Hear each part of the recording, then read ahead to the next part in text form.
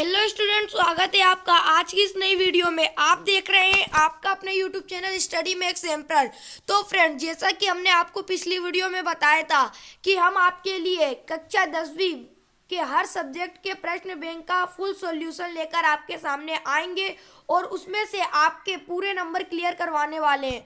तो जैसा कि हमने आपको साइंस का प्रोवाइड करवाया था प्रश्न बैंक का सॉल्यूशन, उसी प्रकार हम आपके लिए आज सामाजिक विज्ञान के भूगोल के चैप्टर 1 अध्याय 1 संसाधन एवं विकास का फुल सॉल्यूशन आपको दिखाने वाले हैं। उससे पहले हम आपको इस चैप्टर का एक ब्लूप्रिंट का दिखाने वाले हैं। तो आपका ब्लूप्रिंट है आपकी स्क्रीन पर, जिसमें आपको बताया गया है कि ये अध्याय 1 है जिसका नाम है संसाधन एवं विकास और इकाई पर आवंटित अंक 4 है। यानी कि जो आपका चैप्टर 1 संसाधन एवं विकास है उसमें से आपके एग्जाम में टोटल 4 नंबर का आएगा, जिसमें आपको वस्तुनिष्ठ प्रश्न 1 अंक के 2 प्रश्न देखने को मिलेंगे और 2 अंक का 1 प्रश्न देखने को मिलेगा और आपको कुल प्रश्न टोटल 1 देखने को मिलने वाला है। इसके बाद आपको ये पूरा 4 नंबर का आपके एग्जाम में आएगा। तो आज की वीडियो में आपको अपने ये 4 नंबर क्लियर कर ही जाना है। तो हम आपको जितने ही प्रश्न बताएंगे वो सभी मोस्ट इम्पोर्टेंट क्वेश्चन है। उन्हें यदि आप अच्छे से तैयार कर लेते हैं तो आपकी ये 4 नंबर कहीं नहीं जाएंगे। तो आज की वीडियो में आपको ये 4 नंबर क्लियर कर ही जाना है।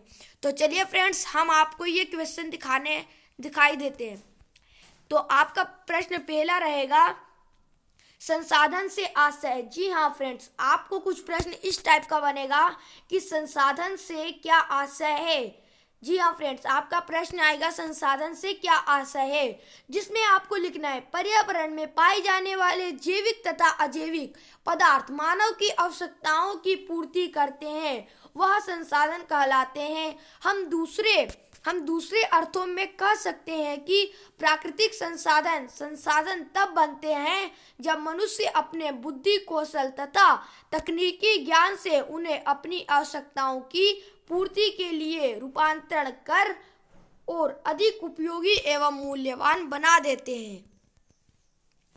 तो इस प्रकार आपको हमें उम्मीद है कि संसाधन से आशय समझ में आया होगा। जी हाँ फ्रेंड्स, तो आपको संसाधन से आशय समझ में आ गया होगा। तो अब हम आपको नेक्स्ट क्वेश्चन की ओर ले जाने वाले हैं। उससे पहले आप संसाधन से आशय की स्क्रीनशॉट ले सकते हैं ताकि आप इन्हें अच्छी तरह से तैयार कर सकें। इसके बाद आपका क्वेश्चन रहेगा संसाधनों के प्रकार। जी हाँ फ्रेंड्स, आपको यहाँ बताना रहेगा संसाधनों के प्रकार। तो इसमें आपको बताना है उत्पत्ति के आधार पर। जी हाँ फ्रेंड्स, आपको इसमें उत्पत्ति के आधार पर संसाधन कितने प्रकार के होते हैं, उनके नाम और उनकी परिभाषा बतानी है। तो वो भी आपको हम बता ही देते हैं। तो ये आपका उत्पत्ति के आधार पर जैव संसाधन और अजैव संसाधन होते हैं। जी हाँ फ्रेंड्स, उत्पत्ति के आधार पर आपके 2 ही प्रकार के संसाधन होते हैं, जिनके नाम है जैव संसाधन और अजैव संसाधन, जिनकी डेफिनेशन आपको दिखी होगी।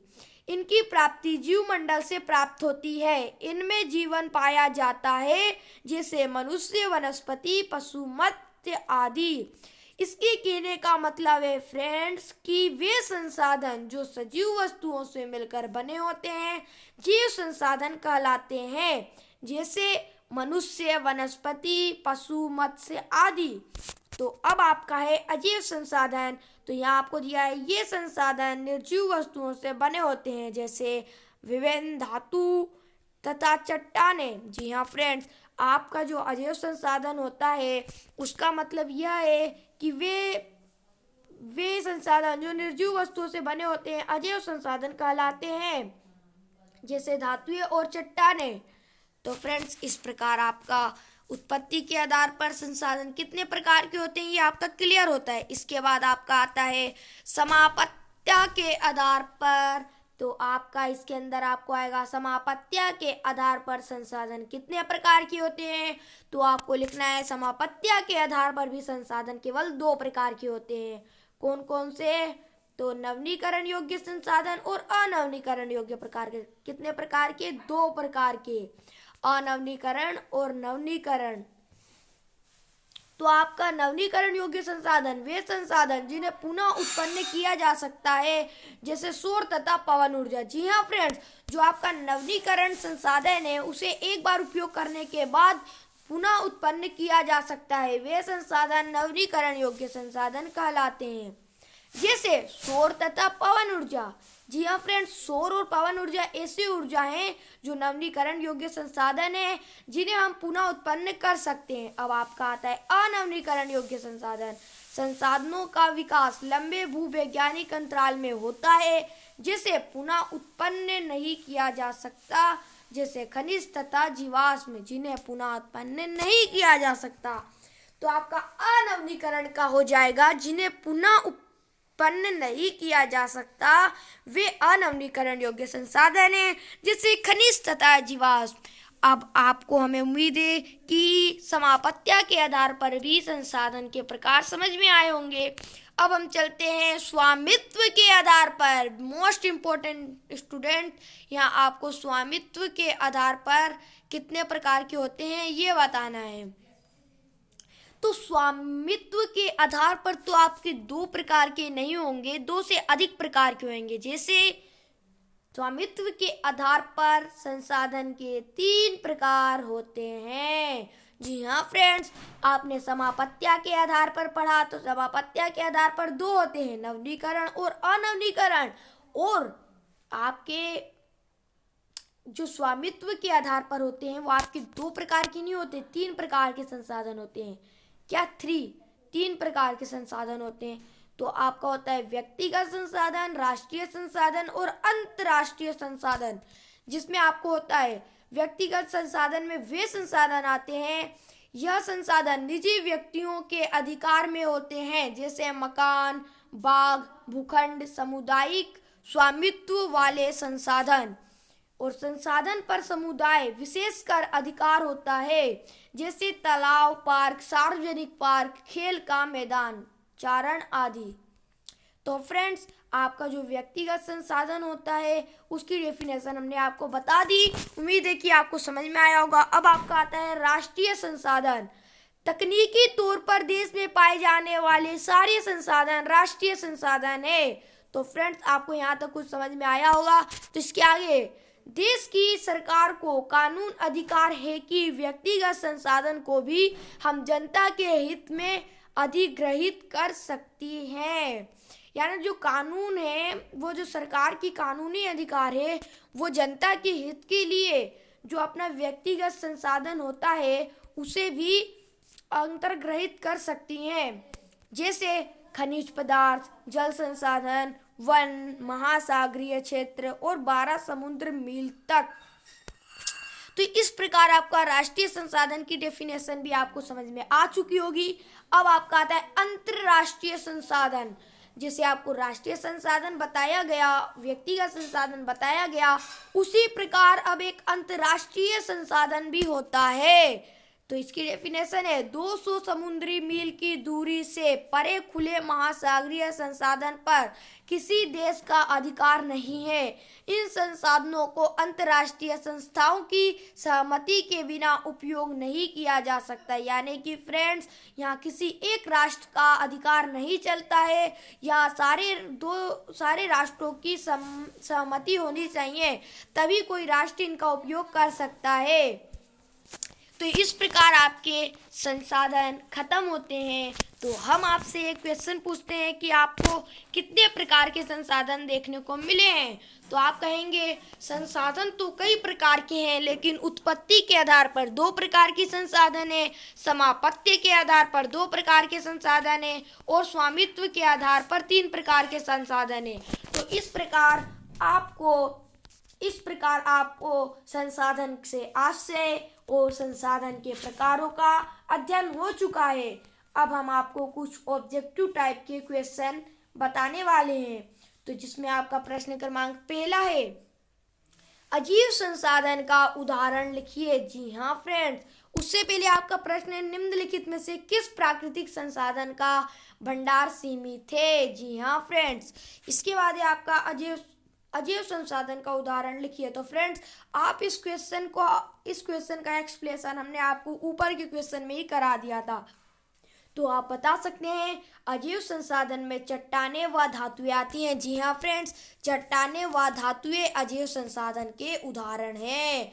तो आप इसमें धातुएं और चट्टानें लिख सकते हैं। इसके बाद है आपका सौर ऊर्जा किस प्रकार का संसाधन है। तो आपको इसके अंदर बताना है कि जो सौर ऊर्जा संसाधन है वो किस प्रकार का संसाधन है। तो इसे भी हम आपको ऊपर वाले क्वेश्चन में बता चुके हैं। तो फ्रेंड्स, सौर ऊर्जा नवीकरण योग्य प्रकार का संसाधन है।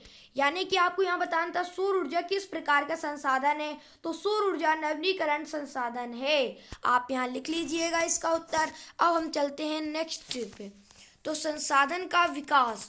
अब आपको संसाधन का विकास किस प्रकार होता है वो यहाँ पर बताना है। तो इसमें होता है संसाधन जिस प्रकार मनुष्य के जीवन यापन के लिए अति आवश्यक है उसी प्रकार जीवन की गुणवत्ता बनाए रखने के लिए भी महत्वपूर्ण है।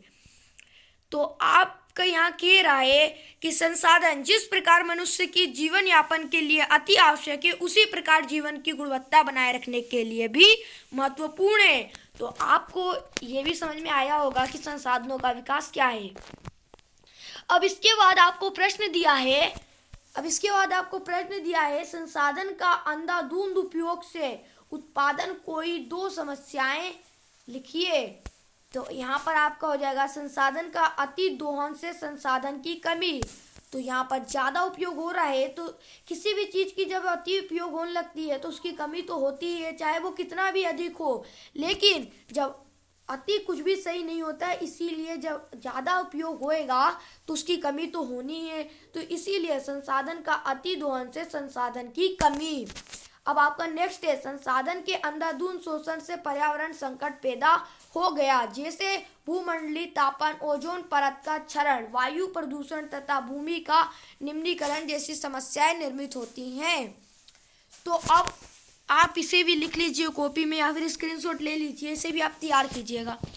इसके बाद आपका है सतत पोषणीय विकास का अर्थ। जी हाँ फ्रेंड्स, सतत पोषणीय विकास का earth is most important concept. यानी कि सतत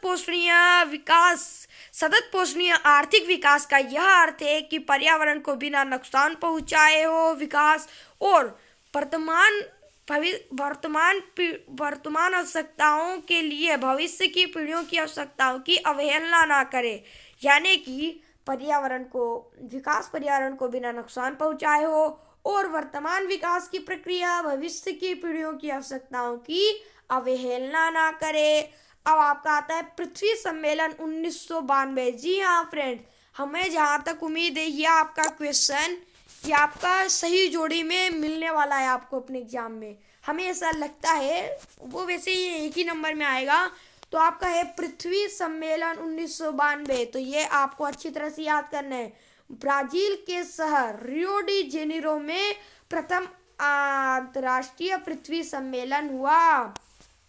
तो ये कब हुआ था? 1992 में। कहाँ हुआ था? ब्राजील में। और किस शहर में हुआ था? तो रियो डी जेनेरो प्रथम में हुआ था। अब ये अंतर्राष्ट्रीय पृथ्वी सम्मेलन था। तो फ्रेंड्स, इस प्रकार आपका पृथ्वी सम्मेलन 1992 भी हो जाता है। अब इसके बाद है आपका जो पहले आप इसकी स्क्रीनशॉट लीजिए। तो फ्रेंड्स, यहाँ पर आपका है पर्यावरण संरक्षण सामाजिक आर्थिक विकास की समस्या का हल ढूंढना, एजेंडा 21। तो फ्रेंड्स, यही क्वेश्चन में ढूंढ रहा था इतने देर से, वो आ ही गया है। तो ये जो आपका क्वेश्चन है ये आप इसके ऊपर 3, 5 कितने भी स्टार लगा लीजिए, ये कम है। क्योंकि ये जो आपका एजेंडा 21 क्या है, ये आपका very very most important question है। तो आप इसकी भी स्क्रीनशॉट लीजिए या फिर अपनी कॉपी में लिखिए। उससे पहले हम आपको ये क्वेश्चन एक्सप्लेन कर देते हैं। तो इसका है, इसका उद्देश्य भूमंडलीकरण सतत पोषणीय विकास हासिल करना है। तो अब आपका दूसरा पॉइंट है विश्व सहयोगी के द्वारा पर्यावरणीय नुकसान और गरीब और रोगी का निपटाना। यानी कि आपका एजेंडा 21 भी आपको समझ में आ गया होगा। आप इसकी स्क्रीनशॉट ले सकते हैं या फिर अपनी कॉपी पर लिख सकते हैं ताकि आप इसे अच्छी तरह से तैयार कर सके। क्योंकि हमने आपको पहले ही कहा है कि मोस्ट इम्पोर्टेंट क्वेश्चन है। अब आपका आता है संसाधन का संरक्षण। तो ये क्वेश्चन आपका कुछ इस प्रकार से बनेगा कि संसाधन के संरक्षण को कैसे कर सकते हैं और इसका क्या उपयोग है और क्या कारण है।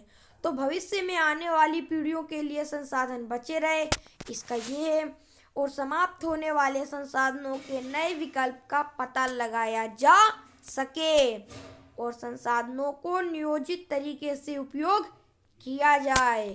इसके बाद है विकास की अंधाधुंध दौड़ से बचा रहे, विकास की अंधाधुंध दौड़ से बचा रहे। अब आपका ये भी कंप्लीट होता है तो आपका नेक्स्ट है प्रथम अंतर्राष्ट्रीय पृथ्वी सम्मेलन किस शहर में हुआ। आपको यहाँ पर जो हमने अभी ऊपर कहा था ना, इसे अच्छे से आप इसे ध्यान से पढ़िएगा। तो देखिए उसी चीज़ों से यहाँ पर आपको क्वेश्चन मिला है कि प्रथम अंतर्राष्ट्रीय पृथ्वी सम्मेलन किस राज्य में हुआ था। तो हमने ये आपको बताया था, तो आप इसका उत्तर तो बता ही सकते हैं, ब्राज़ील के शहर रियो डी जेनेरो में। जी हाँ फ्रेंड्स, ब्राज़ील के शहर रियो डी जेनेरो में प्रथम अंतर्राष्ट्रीय पृथ्वी सम्मेलन हुआ था। अब आपका नेक्स्ट प्रश्न उसी के आधार पर बना है, सतत पौष्टिक विकास से क्या आशय है, जो कि हम आपको बता चुके हैं। अब इसके बाद आता है संसाधन के संरक्षण के कोई 2 उपाय, हम आपको ऊपर की क्वेश्चन में ही बता चुके हैं। भू संसाधन वो भी। अब आता है भारत भू उपयोग प्रारूप, इसके आता है भूमि निम्नीकरण का कारण। तो भूमि निम्नीकरण का कारण भी ना जो आपका है वो इज मोस्ट इम्पोर्टेंट क्वेश्चन है, आप इसके ऊपर भी कितने भी स्टार लगा लीजिए वो कम ही है। तो आप ये है जो भूमि निम्नीकरण के कारण निम्नलिखित प्रकार से हैं, वनों का विनाश, अति पशुचारण, अत्यधिक खनन का कार्य, ये आपके जो है भूमि निम्नीकरण का है, और अत्यधिक सिंचाई से उत्पन्न जल क्रमान, औद्योगिक अपशिष्ट पदार्थ। तो इस प्रकार से है आपका ये। तो इस प्रकार आपका है कपास।